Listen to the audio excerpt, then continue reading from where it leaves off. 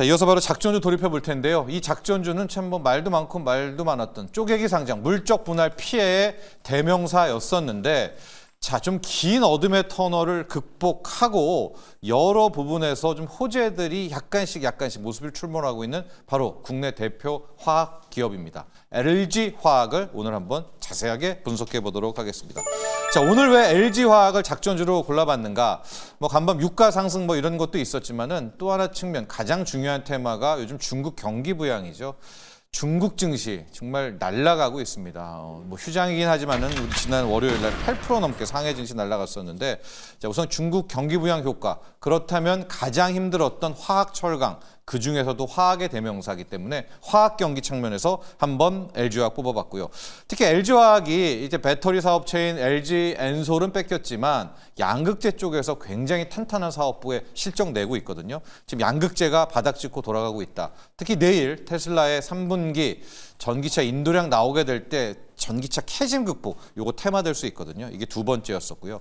세 번째가 이따 좀 더 자세히 분석을 해볼 텐데, 글로벌 최저 한세라는 게 있습니다. 이게 올해부터 실시가 됐는데, 이 글로벌 최저 한세에 가장 피해를 받는 게 LG 화학이고, 이걸 피해 가려면 보유하고 있는 LG 엔솔 지분을 적어도 2% 팔아야 됩니다. 이거 거의 2조예요. 이걸 팔아야 되는 현금 확보가 호재가 될 수 있다라는 이제 세 가지 차원에서 좀 봐야 된다라고 볼 수 있겠습니다.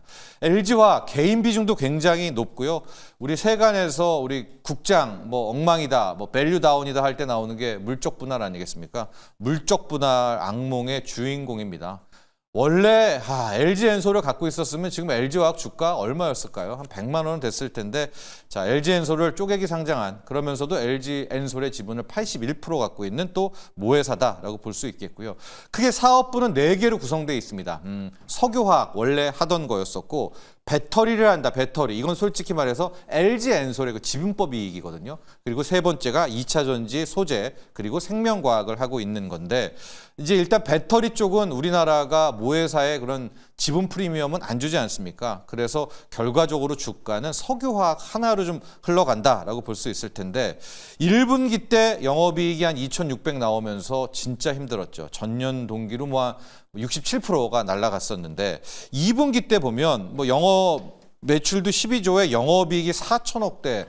그러니까 뭐 전년 동기로 본다면은 상당히 힘들지만 전분기로만 놓고 보면 거의 53% 정도 올라왔었거든요. 그래서 이 석유화학 쪽에 좀 초점을 맞추자라는 말씀을 드리고 싶습니다. 이제 LG화학 부분의 사업 부분별 나오는데, 맨 위에 파란색은 LG 엔솔 겁니다. 그러니까 우리의 모회사 쪽에서는 저 파란 것들은 빼고 핵심적인 게 저기 빨간색과 녹색, 즉 석유화학과 2차 전지 소재 부분을 좀 봐야 된다라고 하는데요. 자, 현재 2분기 실적을 놓고 보면 이 석유화학 쪽에서 의외로 좀 선방을 했습니다.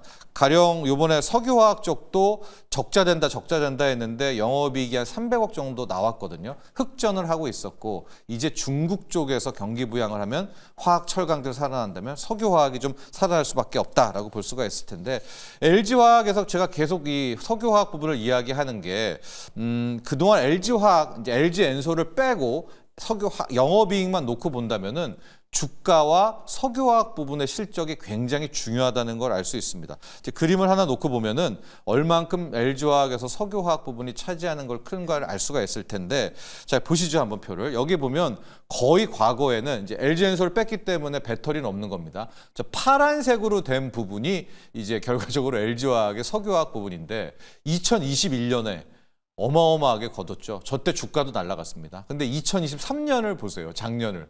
석유화학 부분에서의 영업이익이 하나도 없잖아요. 적자를 한 겁니다. 그리고 이제 올해 조금 파란 부분이 보이면서 내년에 더 커지지 않습니까? 근데 지금 2024, 2025년이 훨씬 더 저 파란색 부분, 석유화학이 커질 겁니다. 왜? 중국 경기 부양 때문에. 그래서 저런 점에 좀 초점을 맞추면 될 것 같고, 실질적으로 이제 중국의 뭐 이런 어떤 공급 과잉 문제들은 사업 구조 조정을 통해서 많이 해결을 하고 있습니다. 뭐 여수 공장 중단하고요. 아마도 그 나프타 분해시설하는 이 공장도 매각을 하면 그게 발목을 잡았는데 오히려 호재로도 바뀔 수 있는 불확실성 제거가 될 수가 있겠고요. 자, 그래서 첫 번째는 중국의 경기 회복 하에 화학, 철강 돌아설 때 하나를 봤고요. 두 번째가 앞서 말한 이제 첨단 소재 부분, 이게 양극재를 떼어 갖고 나왔습니다. 즉 배터리는 LG 엔솔로 뺏겼지만 양극재 부분은 굉장히 잘하고 있는데요.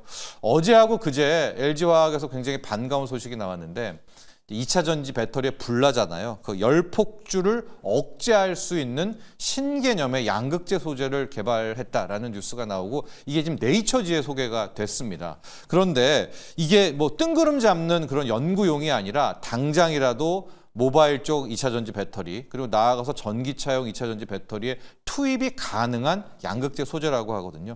뭐 이런 것들을 보고 되면 실제적으로 양극재 사업부에서도 LG화학이 주목을 받을 수가 있겠다라는 것이 이제 두 번째 포인트고, 세 번째, 저는 이제 LG화학을 볼 때 늘 이 글로벌 최저 한세 쪽에 포인트를 맞추고 있는데요. 글로벌 최저 한세 때문에 보유하고 있는 81% LG 엔솔 지분 중에서 한 2%는 팔아야 된다라는 건데요.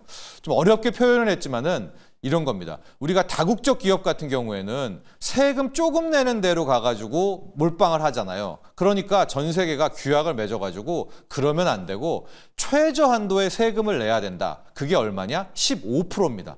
그러니까 A라는 국가에 가서 한 6% 정도밖에 안 냈으면은 자기가 있는 모기업에 가서 7%의 세율을 내서 어떤 식으로든 15%의 세금은 내야 된다라는 게 글로벌 최저 한세입니다. 하고 이제 매출 1조 이상의 기업들은 전 세계에서 모두가 다 글로벌 최저 한세 15%의 세율을 맞춰야 되는데 이것과 LG화학이 무슨 관계냐?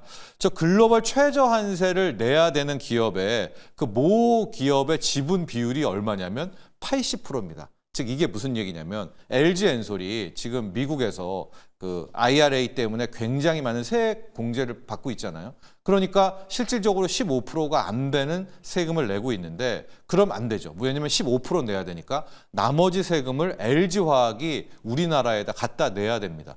그러려면은 LG화학과 LG 엔솔의 그 연결고리를 끊어내야 되는데 지금 앞서 LG 엔솔의 지분을 81% 갖고 있다라고 했잖아요. 그러니까 80% 밑으로 내리려면 적어도 이제 앞으로 연내, 저는 연내라고 보고 있는데 2% 정도의 지분은 매각을 해야 됩니다. 근데 그 2%가 지금 LG 엔솔의 시총이 한 96조 되잖아요. 그러니까 한 2조 원 넘는 현금이 들어오고 있어요. 물론 LG화학 쪽은 계속 질의를 하면 아직까지 LG 엔솔 지분 매각 계획 없다 하지만 계속해서 LG 엔솔이 세금 혜택을 받게 되면 LG화학이 세금 내야 됩니다. 결국 팔아야 되고 그렇다면 연내에 최소한 2조 원 정도의 현금 유동성이 들어온다면 이거 역시도 주가에 또 깜짝 반등의 하나의 재료가 될 수 있다라는 점 기억을 하십시오. 자, 세 가지입니다. 첫 번째, 석유화학 부분 중국 경기 부양 때문에 한숨 쉬고 있다. 두 번째, 양극재 사업부 역시 실력 있다. 소재 굉장히 탄탄하다. 그리고 세 번째, 글로벌 최저 한세 때문에 LG화학이 엔솔 지분 팔게 되면 현금 2조 들어온다. 이 세 가지 포인트로 자, 오늘의 작전주 LG화학 분석해봤습니다. 여기까지 하죠.